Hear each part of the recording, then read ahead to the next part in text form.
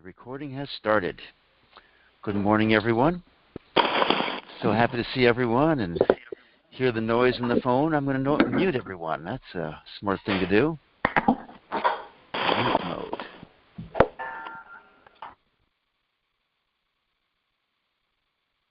Perfect. So today is Friday, May 24th. This is the Healing the Heart of America course. And today's topic is the media we love to hate.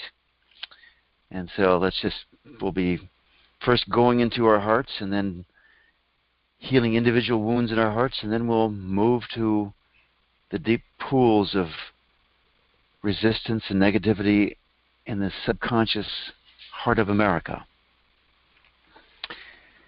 So let's begin by, as we traditionally do, by connecting to our hearts, simply by sitting up straight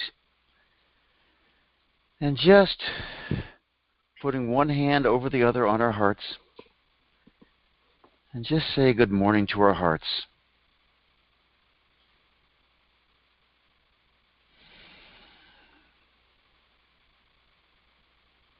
Sometimes it's fun to check where we are before we begin. And then in just a few minutes we'll check again and notice the shift.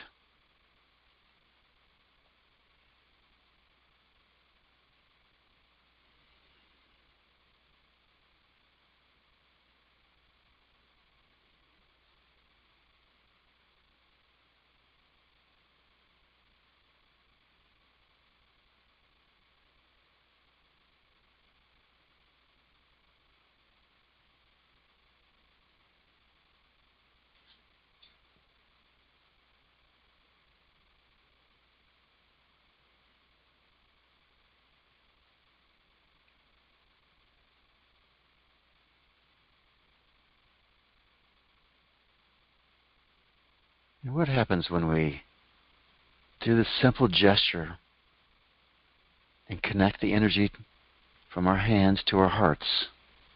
What happens? What's your experience? Just notice.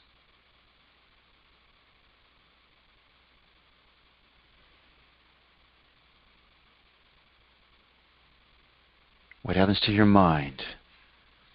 What happens to your body? And can you start to feel your heartbeat?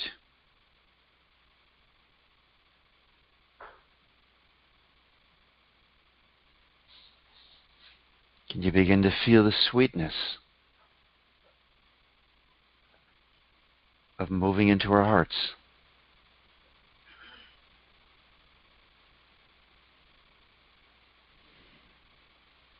Go ahead and let your hands down.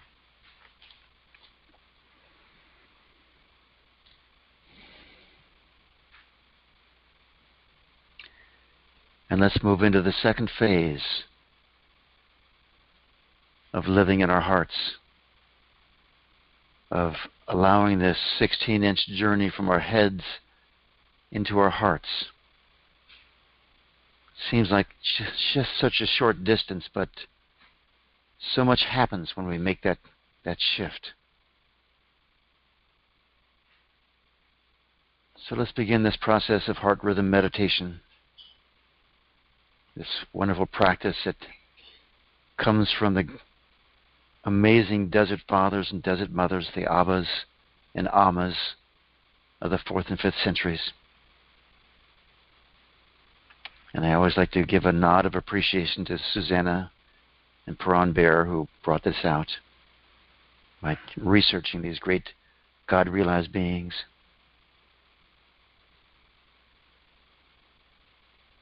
And we begin by sitting up straight, and you allow your head to move freely over your torso.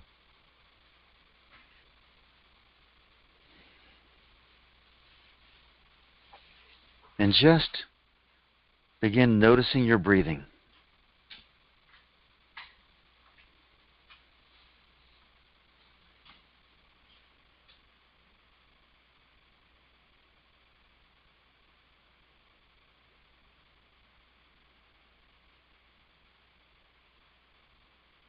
How easy is it this morning? How full Is your inhale longer than your exhale, or vice versa? Or are they even?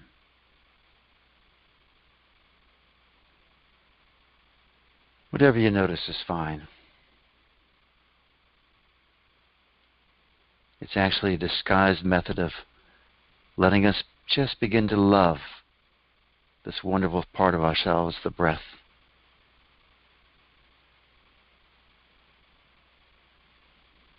Just the way it is, however it is, we want to just love it.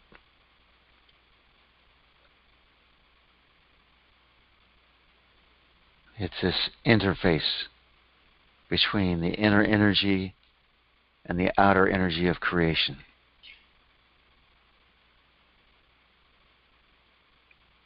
And at a certain point when you're comfortable, let's begin going to a very full exhale, pulling the abdominal muscles all the way back to the spine.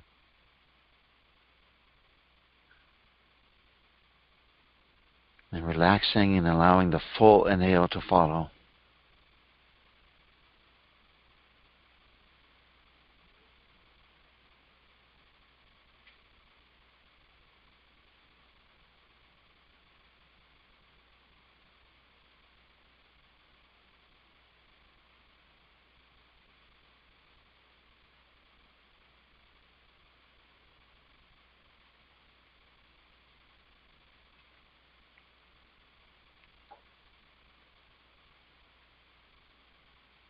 And the third step is to connect the rhythm of our heartbeat with the rhythm of our breathing.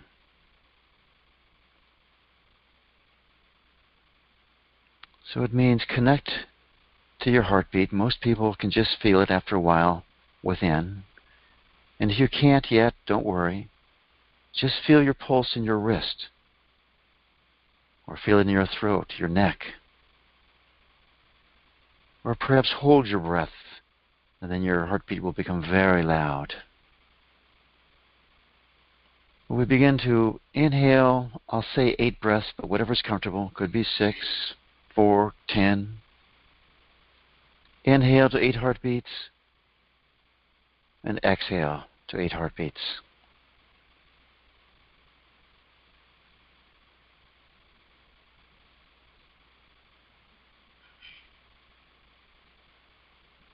This begins to create a very powerful rhythm. And over time, the third rhythm begins to connect to this. The pulse of our cerebral spinal fluid, pumping up and down the spine, into the brain, and back down. And then we start to move into a harmony with the electromagnetic pulsing of the earth and all creation.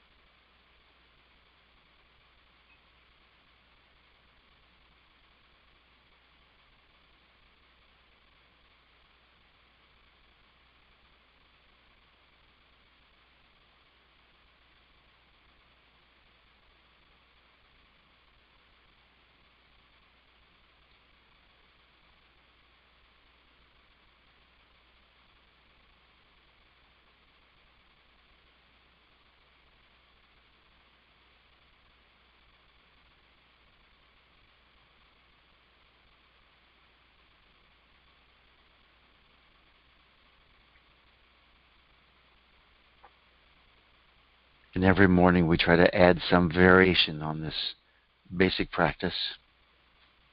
We've gone through the dimensions of the heart: front, back, left, right, up, down, interior. You can always go back to any of these practices. You don't have to do the one that I'm suggesting. Then we went through the 5 elements, the 5 breathing patterns that bring out these value of these incredible impulses of intelligence at the very threshold of creation. This morning I'll go into another practice, and that is we feel our heartbeat. Perhaps you can feel it as a lub-dub. That's how it tends to show up on ECG, or if you listen with a stethoscope, and some people can just hear the double beat, feel it. Whether we feel it or not doesn't matter. But the invitation is to pick some great being, some saint, some master, some divine impulse, some cosmic being, ideally with a two-syllable name, and connect it to the beating of your heart. So if you're a Christian mystic tied into the Abbas and the Ammas, you might take Abba or Amma. If you're a Sufi, you might take Allah, Allah. If you're tied into the Vedic tradition, you might say Rama, Krishna, Shiva, Brahma, whatever it is, whatever in quality that you wish to develop in your life. It's a way of invoking at a very deep level. So just play with that as we continue with this basic heart rhythm meditation. Pick a sound that resonates with you. Might be Jesus, might be Mary. And just continue connecting the rhythm of the heartbeat, now with a name, now with another sound, to the rhythm of the breath.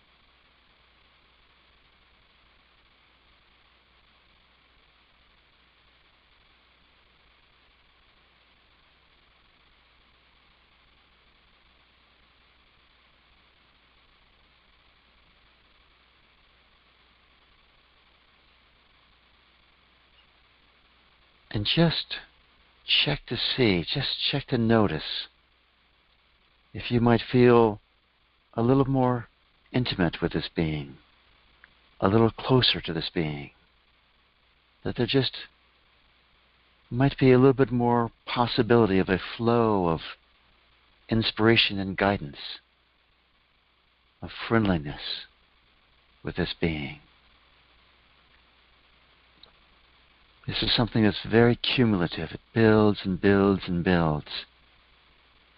And we can do this every time we start heart rhythm meditation, connecting to some divine being, some great source of inspiration, power.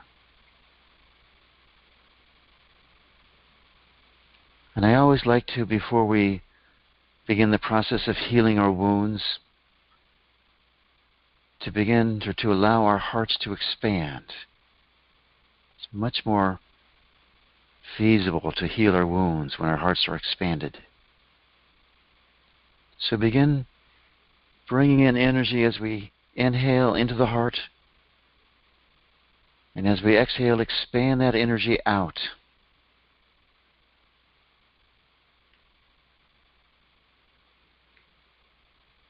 Pull the energy in on the inhale, And allow the energy to expand of your heart field to expand even further. We may start with just a few inches, 2 or 3, go to 15, 18. And then allow it to expand even further, perhaps to fill the room. Wherever you can go that's comfortable, that's perfect. And inhale and expand the heart field out even further, perhaps filling the city you live in, the county, the state. And inhale, filling back up with energy, and expand back out even further, as far as you can go, the nation, the world, to the very ends of creation. Whatever is free and easy for you. And just sit here for a moment, connected to your heartbeat, and yet fully expanded as far out as is comfortable for you right now. Is it okay if we see ourselves as a vast energetic being, and our heart is the center point of our world? Each one of us, the center point of our creation.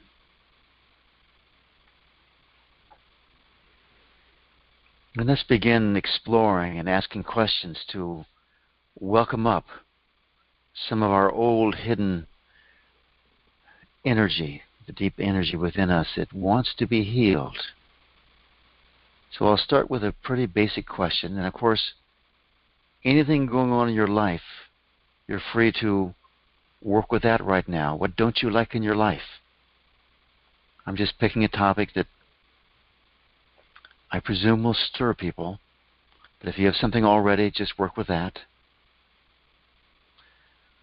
So my first question is, have you ever been lied to?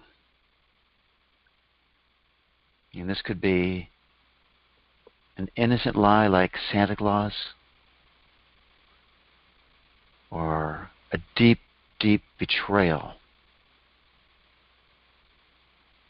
from a close friend. You can go back into your past, or maybe it's in your current life. Maybe you have a spouse who lies to you. Maybe kids who lie to you. Maybe employers who lie to you. And whatever memory comes up, whether it's faint or whether it's strong, check to see how you feel about that. How did you react at the time? How do you feel now? Whatever feeling comes up, could you just be with that feeling and love that feeling? You don't even have to love it. Just be with it. Sometimes loving it is a stretch.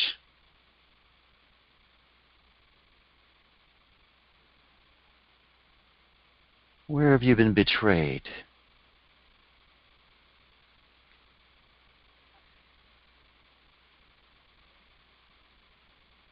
It might even be false advertising, a false promise. It might be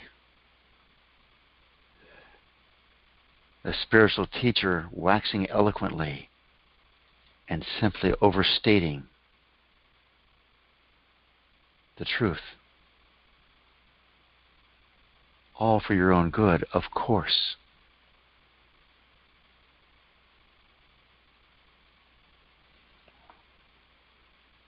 Put up somewhere else where you've been lied to, betrayed, falsely induced to do something.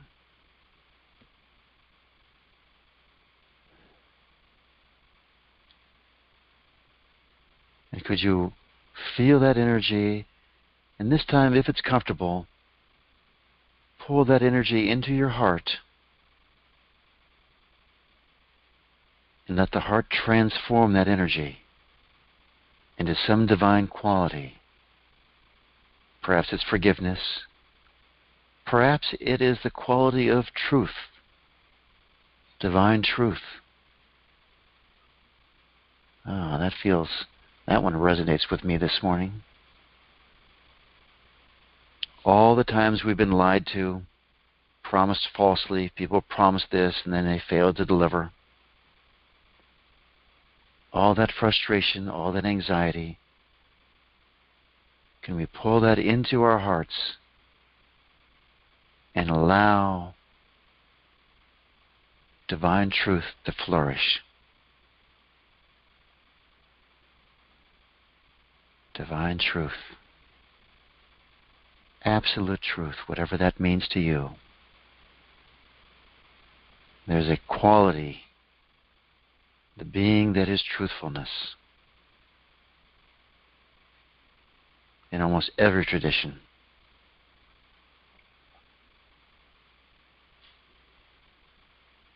In the Vedic tradition, we might say, could we allow Dharma, which always includes truthfulness, to come forth?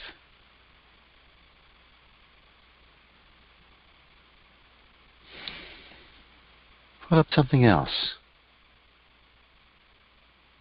Or let's go to the other side.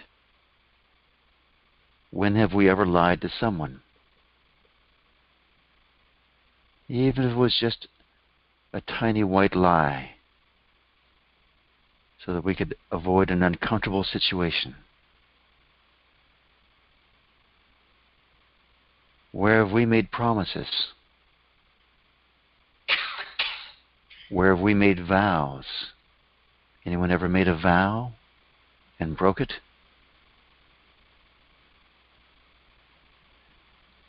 We all have. How does that feel when you think about that? I sort of collapse inside. Whatever comes up, could we welcome it up, bring it into our hearts? And I'm going to go for forgiveness here. Whatever quality you want, pull that up. There's a great song, and I think it comes from a poem of Rumi, where he says, even if you have made 10,000 vows and failed, come again, come. You are welcome on this caravan. Is it okay with us if on this path of moving into spiritual perfection, if we are imperfect? And of course it's okay. And could we offer this exact same forgiveness to all these people who have lied to us, who have betrayed us?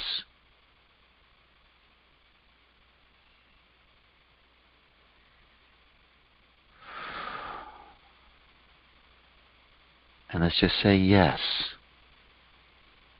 Who would we rather be? A person who is holding a grudge and a resentment? Or a person who lives in the freedom of forgiveness?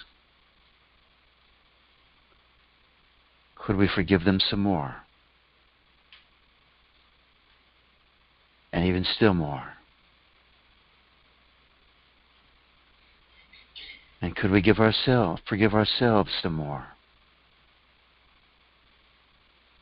And even still more?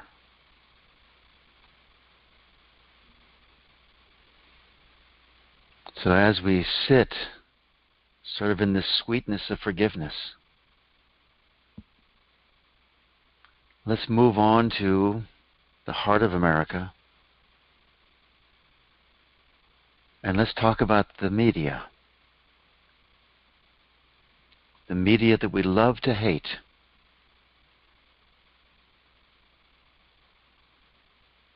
So check to see how you feel about the media, and allow me to stir up some fears and reactions, if you don't mind. So a very quick search on the internet will show that 90% of the media outlets in this country are controlled by 6 corporations. Back in 1983, 50 corporations controlled 90% of the media. And who knows how much more conglomeration there will be. The media has this huge impact on the public perception. And by the way, these CEOs of these corporations, the head of Comcast makes $41 million a year. Murdoch and News Corp, $22 million a year. Disney, $45 million a year. Time Warner, $32 million a year. The one that no one's ever heard about is called National Amusement. It's privately held. We don't know what he earns, but they're worth $4 to $5 billion, certainly. So how do you feel about that? Is it okay with you that these very powerful CEOs make so much money and control so much of the national attention? Do you dislike that? Do you wish it was different? Do you wish it was changed? All of this, I'm assuming we do, because I do. All of this wanting to change, wanting to fix, comes from this deep feeling within ourselves of lacking control, lacking power. What can we do here? And my suggestion is we welcome up this feeling of lack of power, welcome it up into our hearts, find out where you feel it. Maybe you feel it in your heart field, maybe you feel it in your body. It's just whatever it is, just pull it into your heart. Love it, and let it shift into having power. Could we let go of this weak feeling of wanting power so that we move into the feeling of having power?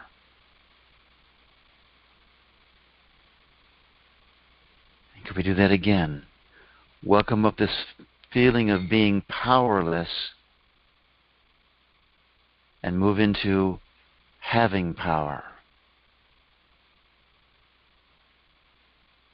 And check to see if you have some disbelief about that. Notice that's just a thought or feeling. And could you welcome that thought or feeling up into your heart and let that be transformed into even more power? And it's not that I'm saying we have to do something like this, but I'm going to bring up an example of someone who looks like they have no power but suddenly shake the world. And I'm thinking of this, I think the gal, 11-year-old girl in Sweden, who basically convinced the world's students to go on strike for a day about species extinction, climate change. 11-year-old girl. We think no power whatsoever, but look what she did. Fearless, not knowing she had no power, not knowing the constraints that have been put on us. Is it okay with us if we step into our power?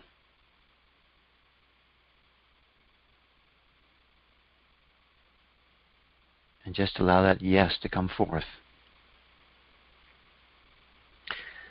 Now our media. How many times has the media lied to us? How many times every day? You know, this is a fake news story.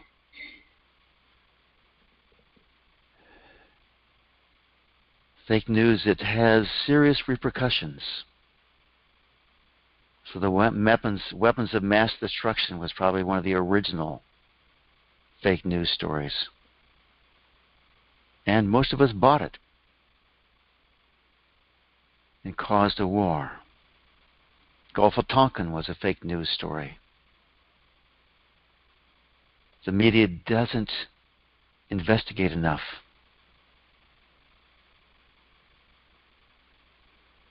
And now there's just fake news, plain old false stories, clickbait. You click on it and it turns out not there at all. Or a headline that is so remarkably deceptive and softened in the last paragraph of the story.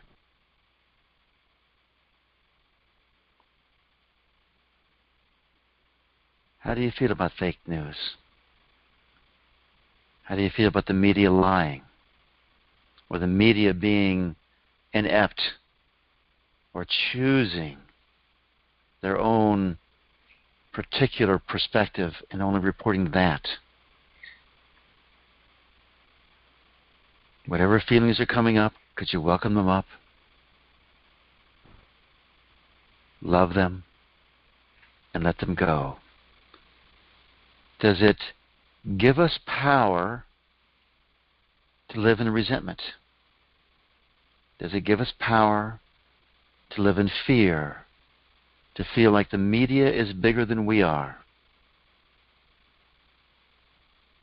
Could you welcome up that feeling that the media, these 6 corporations, are bigger than I am? Welcome that feeling up. Just feel it. Move it into your heart and let it shift.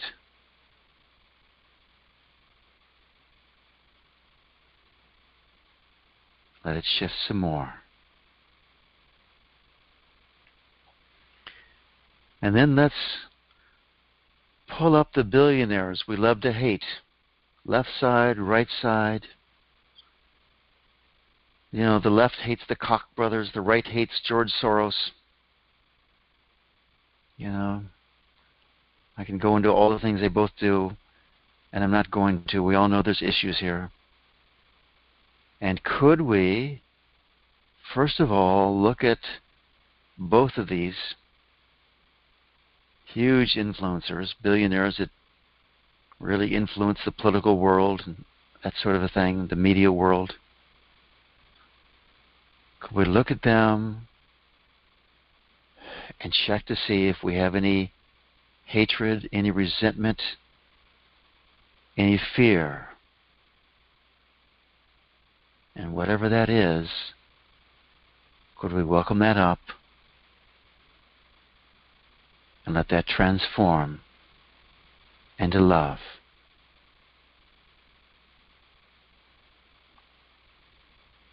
And could we, just like we want to be recognized and have the freedom to do and speak and say whatever we want to do and speak and say, could we give them that same freedom? Even the ones who disagree with their point of view. If we see them as demons, we hold them as demons and they stay as demons. Would it be okay with us if we pulled up a picture of the Koch brothers, George Soros, and all the media, and hold a picture of absolute integrity and love for them, that they might move into that mold that we create for them?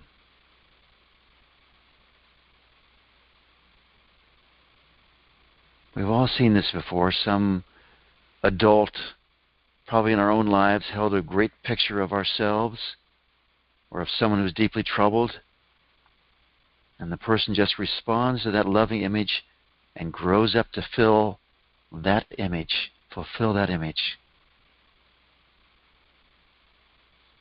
Could it be okay with us if we collectively create a matrix, a mold of perfection of media that's honorable, full of integrity, presenting fair, balanced truth, completely acting as a check on the government rather than a propaganda piece for either party. Could we hold this picture, fill this picture full of love and more love? And notice as we do this, do you begin to feel less powerful or do you begin to feel more powerful? For me, a great surge of power is coming up. That yes, we can create this mold, this matrix, this expectation from a place of complete love. And over time, that's where the media will move. Over time, that's where the billionaires will move. Because everyone wants a better, peaceful, clean, pure world. We might have questions about how to get there, but we all have the same picture. Could we allow that picture to be filled with our love?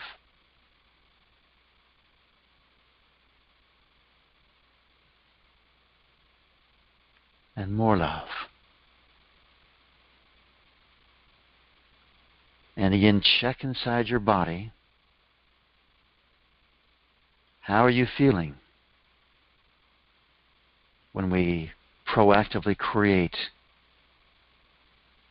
on the subtle level the world we would like to see through the eyes of our heart? Just check to see how that feels.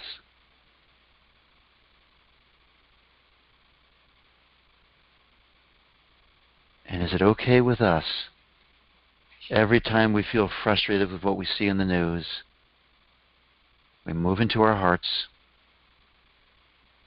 and pull up this picture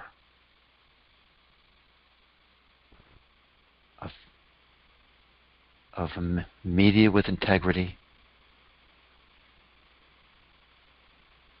of the great, wealthy, successful people in the world living from a pure vision.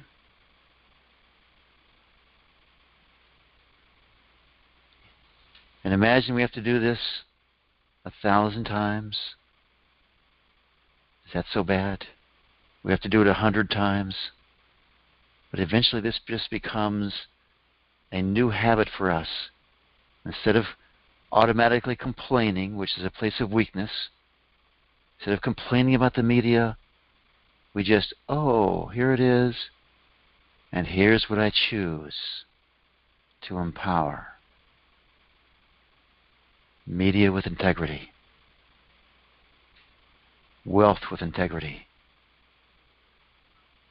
Wealth with love. Wealth with compassion.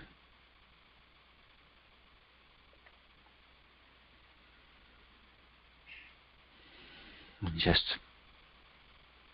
come back into our hearts. Allow it to be easy to create this new habit, this new response of our heart.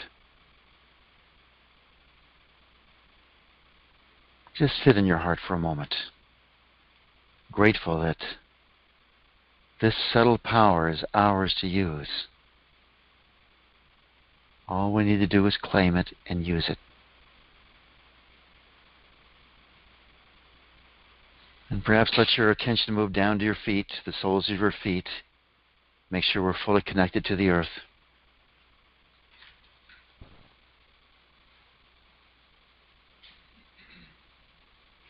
And when you're comfortable, please open your eyes. Take a minute or so.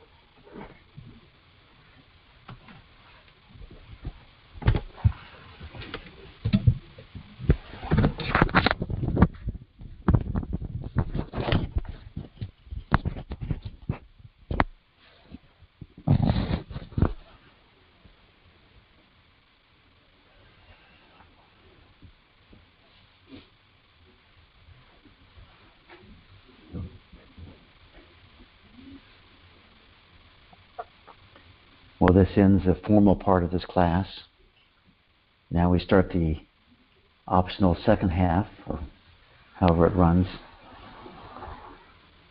So let me just talk a little bit about the second half. So the idea is we could turn this into a sharing session where everybody brings forth their perspective and their gains, their visions and that sort of thing. And that's wonderful. It's a nice feeling thing. But it goes much deeper if we don't do what I call preaching to the choir or ranting. Okay? It goes much deeper if we take this as a time to find the energy that's stirred up within us and transform it. So we've been very good about that overall. I just wanted to sort of set the intention here. So if anyone has a question or a comment or a gain or gets stirred up, and by the way, it doesn't mean you have to be stirred up about today's topic. Look at yesterday. I forget the topic, but the woman, Patsy, brought up, her daughter didn't call her back on Mother's Day, or hung up on her, something like that, and it opened up a huge pool of energy for us. That's what we're looking for. It can be really petty, but on any topic, it's all fair game. Of course, if you want to tie it into the media today or today's topic, that's great. So that's the invitation here. Anyone on the phone, *6 to unmute yourselves.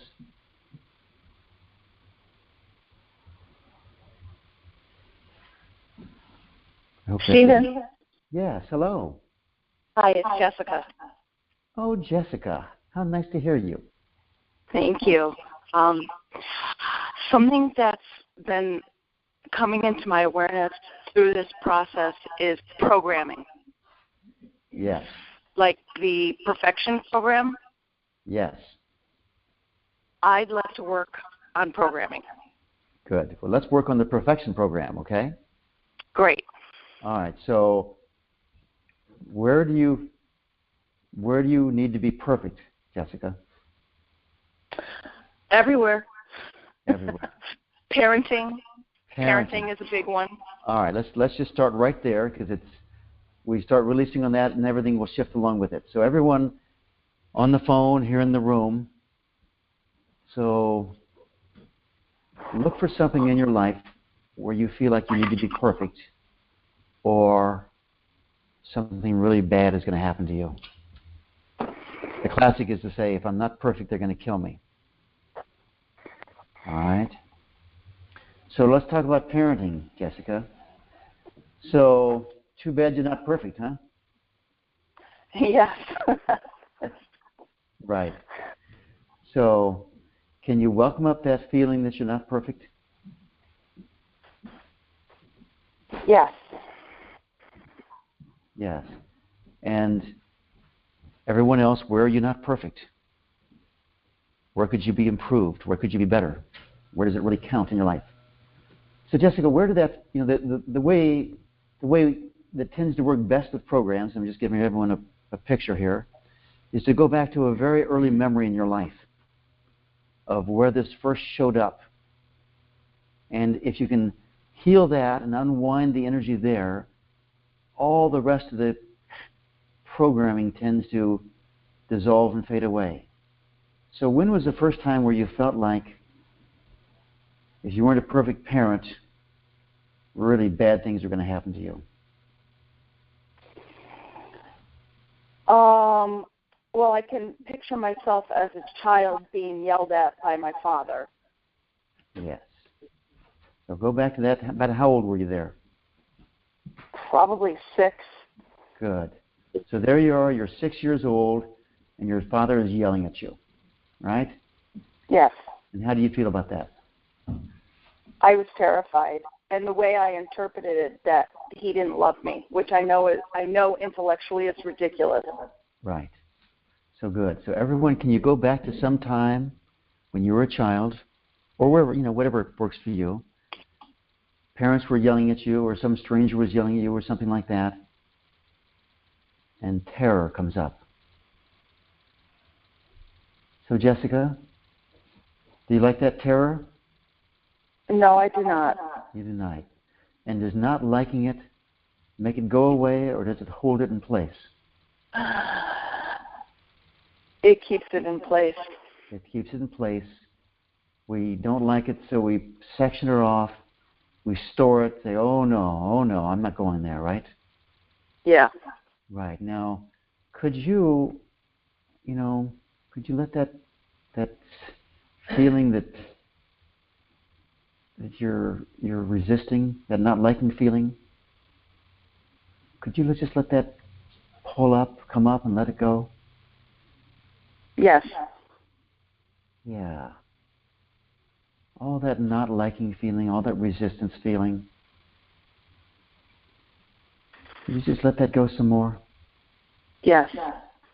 And could you just give yourself some love and approval for, as a 6-year-old child, having the divine intelligence to store up something you couldn't deal with at the time?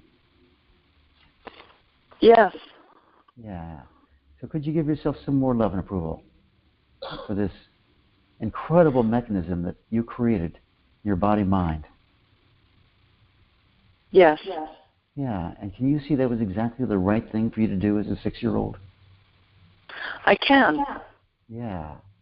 And knowing that now you're an adult with much more skill at managing energy, would it be okay for you to welcome up this terror, even just a little bit, into your heart, and just be with it? Yes. Yes. And everyone else, welcome up the terror, welcome up the energy, and just be with it.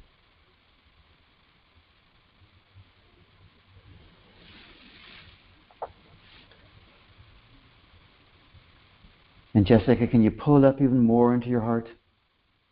Yes. Yes. And do you feel it in your body, or do you just feel it as a general feeling in your field, this terror? When we first started talking, I think I felt it more in the solar plexus. It's more up in my heart now. Wonderful.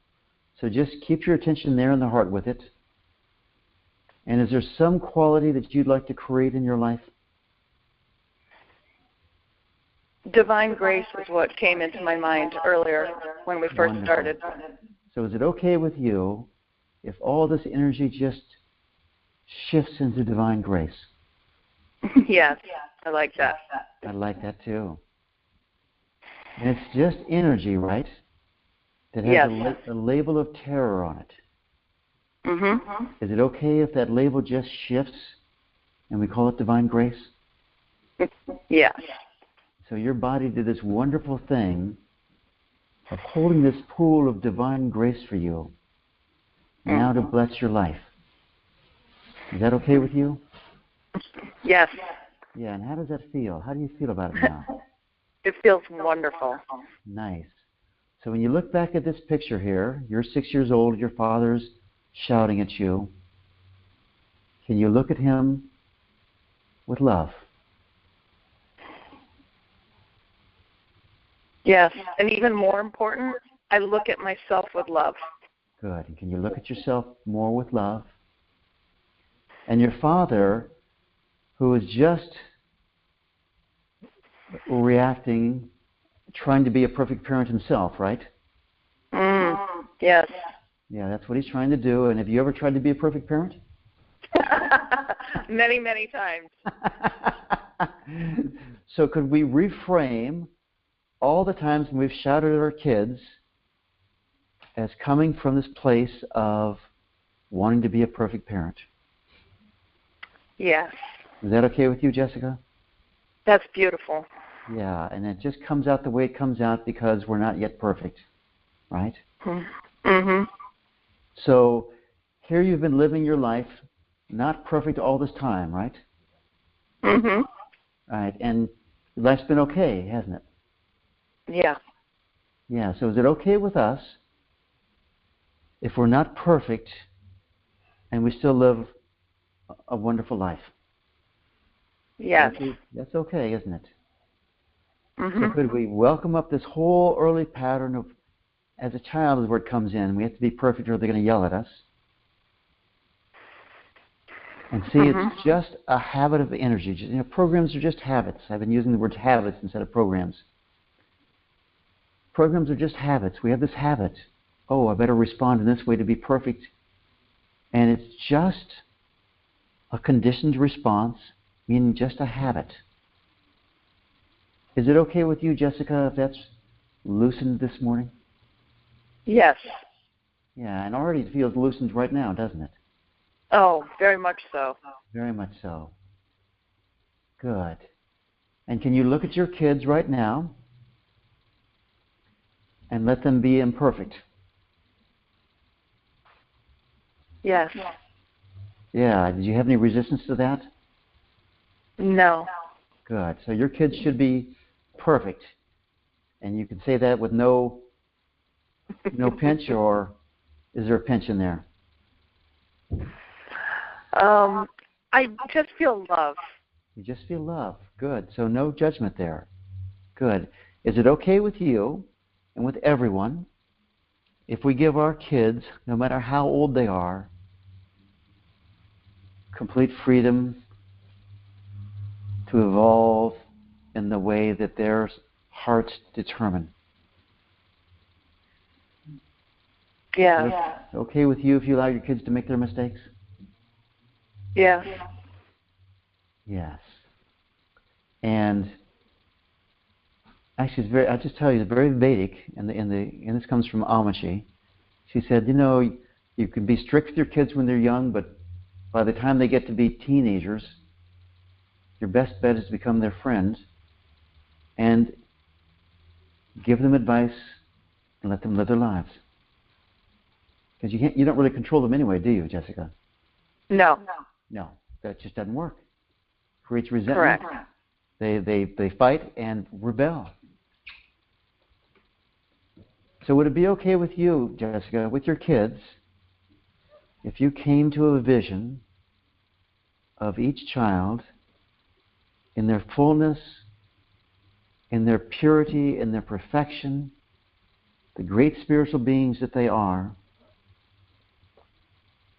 and you see that and hold that vision rather than moving into judgment, criticism, and fear about how they're going to turn out? Yes. Okay? So check to see, do you ever look at them with fear about how they're going to turn out? I have, yes. Yes. And you know that saying, fear it, appear it? Right? What we fear, we are holding in mind. What we put our attention on grows, and what we fear creates it. Right. That's an ugly thing to think about, isn't it, with your kids? Yes. Yes. So can we welcome up our resistance to that? Our fear that we're totally messing up our kids by being afraid for them. Mm-hmm. Okay, can you welcome that up? Realize we've all done it and our kids have turned out just fine anyway.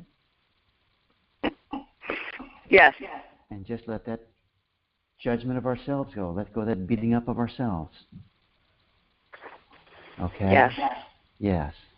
So, is it okay with you if every time you find yourself fearful for what your kids have done, that you welcome up that fear within yourself, shift it into divine grace or love, and instead pull up a picture of your children as radiant, healthy, well-adjusted spiritual beings? Yes. That'd be quite a spiritual practice, wouldn't it? Yeah, absolutely. Yeah, very powerful. Who would you be if you did that 1,000 times?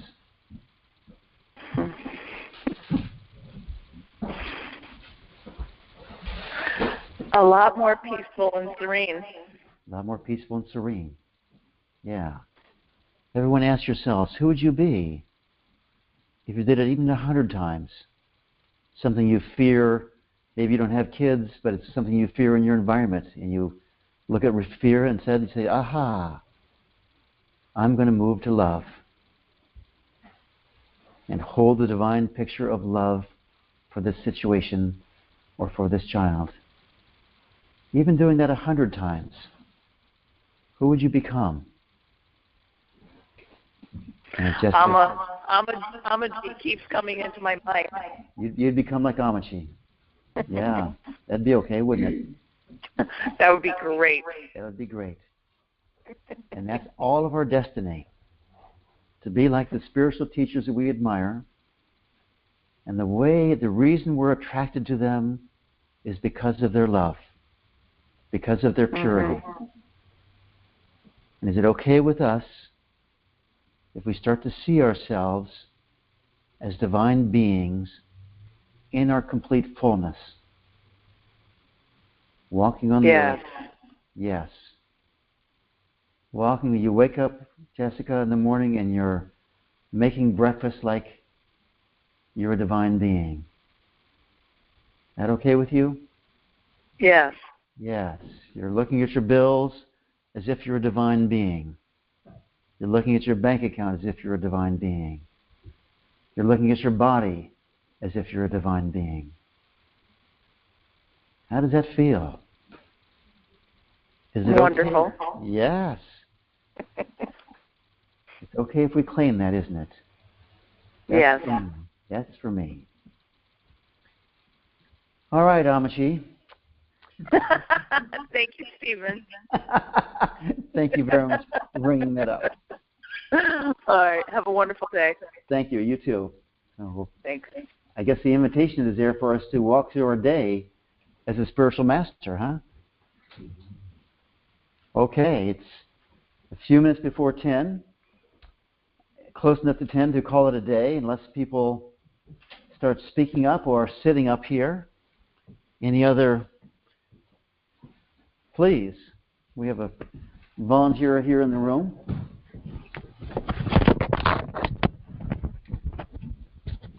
If you would hook this microphone on your scarf, I guess. Ooh. Not like this, and I'll tell you why. Okay. Yeah. So your thing today brought up, I guess, 2 points for me that are sort of fundamental in my understanding of how the world works. Mm-hmm. And so this business of 6 corporations controlling all the media, I mean, for decades now, I'm kind of conspiratorial in my thinking about this, that, you know, the government and these people are in cahoots and that they're, yeah. Wait, you're a conspiracy theorist? Well, yeah. And I've tried to dump it like ages ago because it was just spinning me like this for no reason. Yeah. But, you know, I was exposed to certain people who are very smart, you know, and you know, ages ago. Yeah. So, and I have a tendency to believe any kind of thing like that. Yes. But Maharishi, you know, the famous meeting where he said, CIA is here. Right. I know you're here. You got the wrong thing. Get the hell out of here. Yes. And obviously they didn't. What's happened to the movement, you know? Right. So it's this feeling, and I was just thinking, like, maybe this. Take a breath. Okay. Take a breath. Take a deep breath. Okay. Because I can see your hands shaking. Okay. Take another breath. And this feeling that comes up that there's all these deep, dark, deceptive practices, secret practices going on in the world. Yes, and exactly. We know, in retrospect, some of them, these conspiracy theories are absolutely true, right? Time has shown that they are true. Right. You know, without a doubt. Without a weapons of mass destruction. You know, they pulled that off, and who knows what happened with 9/11? Oh yeah. There's some weird stuff. We all know there's some weird stuff that went on down there. Okay, so, and happened throughout history. The whole false flag business. Oh yeah. Okay, all this stuff goes European on. History. Loaded with all there. So, Vatican. So here's the thing. Okay. So can you first of all welcome up for everyone. Welcome up the fear or frustration or anger or rage that generates. Okay? Everybody get that? Scott, you get that? Oh, yeah. Oh, yeah. It's a big part of me. It's a big part of you. So let me ask you, do you want that to be a big part of you? Or would you rather not have that be a big part of you? Well, I mean, in class I have to say yes. No, either answer's fine. No, I absolutely do. But I mean, it's so, I mean, I'm a huge believer. Yeah, so there it is. We're deeply invested in it. Yeah. And in a sense, there's this feeling of, aha, I see you. Yes. I'm better than you. You can't fool me. Right. Okay. Is that what's going on there? Well, maybe. Is it there for you? I know it's for me. For me, it's also, yeah, but there's a helplessness business and there's going. helplessness. There's a victim business also. Yeah, victim, in my opinion, it's heavy-duty victim. Good. And so, I resonate with that gotcha. on a deep level. So that victim feeling, do you want to live with that victim feeling? I am that. I hate to tell you. Good. So I am the victim. That's a powerful thing. That's very true and straightforward. I really love that you said that. So I am the victim. Everyone, check out the vibration of that. How does it feel? Do you like it? Do you not like being a victim? Most people are shaking their heads no. Do you like being a victim? Of course not. Of course but not. Of course I do. Otherwise, it wouldn't be such a part of my life. There's a part of it that I'm getting something from that. Yes, there's always a payoff for being a victim, isn't there? I don't know what it is, but I'm we in. don't have to know, do we? I'm all in. Yeah. So we have, this is that, victim, persecutor, and rescuer triangle. And what's that exactly? So we go from being a victim, and then we attack back, and then we want someone to rescue us. Huh. It's a classic in therapy. Okay, I'm not familiar. Okay, but but the other thing is, I'm a victim and I can't do anything. I'm weak, and so please take care of me. Huh. Okay. Okay. So all these feelings come up, and the point I'm trying to make is, they're just feelings. I don't believe that. I absolutely think I'm right. Okay, and is that it's not a feeling. And the feelings come from the knowledge, from this knowledge. Gotcha. And over the years, through the tailspin effect, good. I've dumped it. So is it absolutely right that you're a victim? No. There you go. I'm in class. Okay.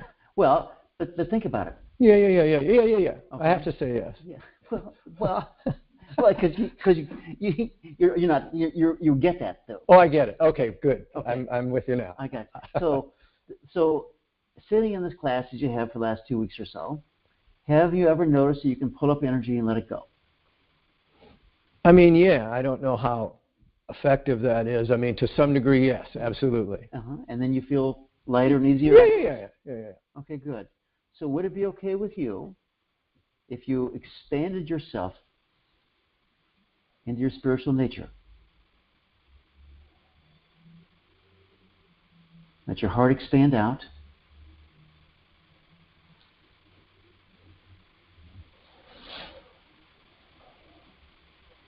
Even more. I can see you getting really quiet here. Is that true, or is this? Yeah, it's working, I guess. Yeah. Oh shucks! I didn't want this to work. I didn't want. No, I'm leaving now. That's I'm back to the conspiracy thing. So expand out even further, and everyone do this, because we all look at the world events as bigger than we are. Super true for me. Yes. So could you expand out to where you feel the world? Does that work for you, or is that too big? No, I'm with you so far. And could you go out to the far realms of creation? Yeah, I mean, yeah. Yeah, as far as that goes. Okay. And as sitting as this vast universal spiritual being, are you a victim? I got it. You got it. Yeah. Just like that. Nice job, dude. Okay. I don't know how, Okay. Now, I'm a doubter on a lot of things. Yeah. And now the energy is still there in our bodies.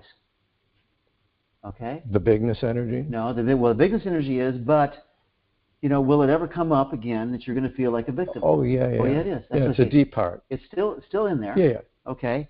But from this perspective, is it okay if you pull up some of that victim energy and you let it shift? Would that be okay with you? Sure. Good. And could you pull up some more? I'm having a little trouble for some reason. I'm doing what you're saying, but when you say victim energy, I'm not really in that right now for some reason. That there's a conspiracy out there, and that. Okay, that's good. The C word helps. The C word helps. So, can you pull up some more of that energy? Know that you are infinite and vast, and just let that energy shift. And I'm going to suggest that you can pick up anything you want, that you let that shift into safety. Would that be okay with you? Yeah, you're onto something with that. Yes. All that big time. This might be the essential issue. I'm not sure. Yes, all the sense of being unsafe, and we have it within us, and we label it on events in the world. Okay? So we pull up this unsafe energy and let it shift into absolute safety, because as a divine being, aren't you essentially 100% safe? You know, I don't feel that. I got you. So you're feeling like you're the body? I don't know about that. Well, some part of you is feeling unsafe. What is it? Is that vast, expanded part of you that's feeling unsafe? I'm not in that. No, I'm in, and you know, I've been having these anxiety things, so this is starting to happen now. Yeah, I got you. Good. So that's kind of in here, I think. Got you. Let's keep expanding out, back out to the expanded state.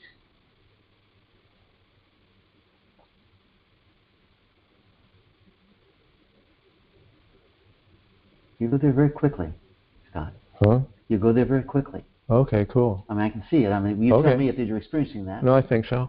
Yeah. Could you expand even more?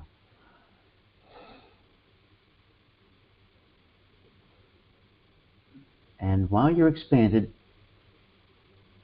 can you feel your heartbeat? Does that work for you? Yeah. Okay. So you're simultaneously expanded and you're fully present in your body here with your heartbeat. Well, I think so. Well, are you expanded? Yeah. Okay. And can you feel your heartbeat? Yeah. Okay. So is it okay with you if both values coexist? Sure. Yes. Yes. And can you just sit here for a moment, fully expanded, feeling your heartbeat?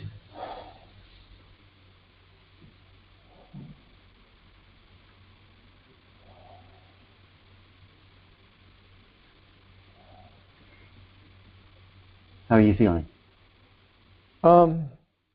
I like it. There's a little bit of a strain involved in trying to. I'm not like totally expand. You know, like I have to contract a little bit to feel the heartbeat. Yes. Sort of. Yes. It's sort of like going back and forth. Yeah, a little bit. Not majorly, but kind of. And that's fine. So, is it okay with you, from this expanded place, if you look at your panic attacks?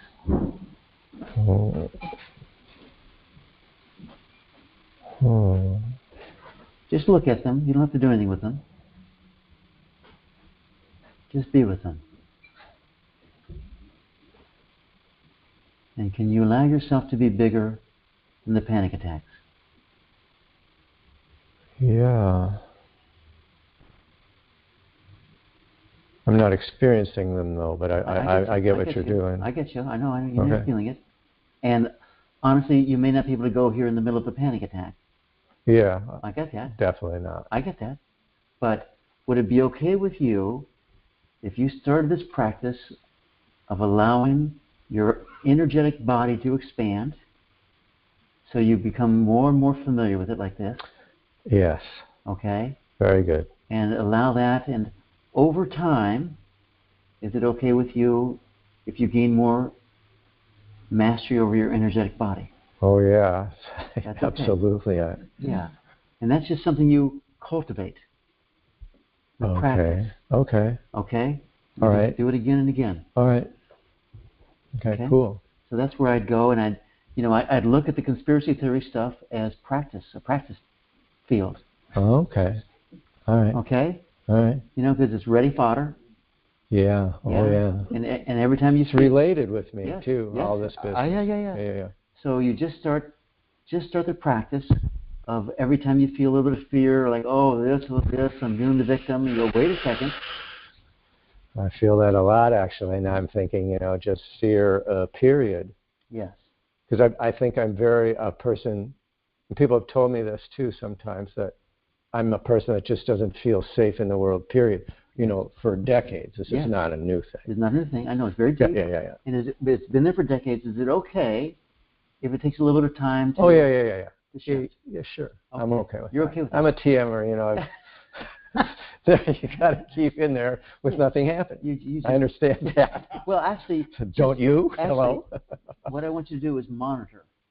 Did something shift every time when you do this? Did something shift a little? Today it did, but as I said in a previous thing, under guidance, the safety of it, I'm open. By myself, it's a whole different animal. I get you, and I totally understand. I know you know that. Yeah. But still, all the same, it's helpful if you will monitor yourself. And it doesn't have to be a marching band transformation, okay? Just maybe one little shift. Okay. Slightly more. Good. And that builds. I got that. That's good. That's the TM way, the dying of cloth craft. Well, isn't that sort of the basis of our whole reality? Let's face it. All right. I have another issue. All right. I don't think that one turned out really good. So you should stop. Listen, you want to keep going? I'll go. I'm happy to keep going. Okay. And maybe it's the same issue. I'm sure it is. Okay. Should I leave now? Actually, it's actually nice to leave on a game. Okay, I'll leave. Okay, I got it. You got that? Yeah, I'm fine. Okay. All right. Thank you very much. All right, my friends. Thank you very much. That's always great. And you guys see what happens when you step up? I know we all go, I don't want to share my problems with the world. But it's just a gift. Yeah. On the phone, here in the class.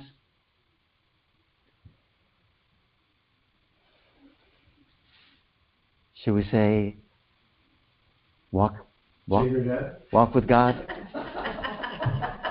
Thank you all very much. Let me unmute everyone on the phone so I can...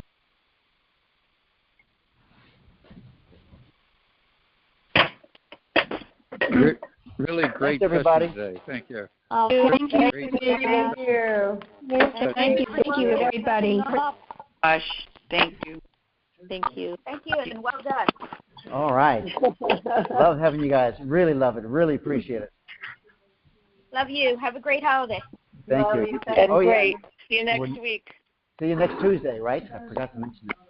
All right. All right. I'll send that out.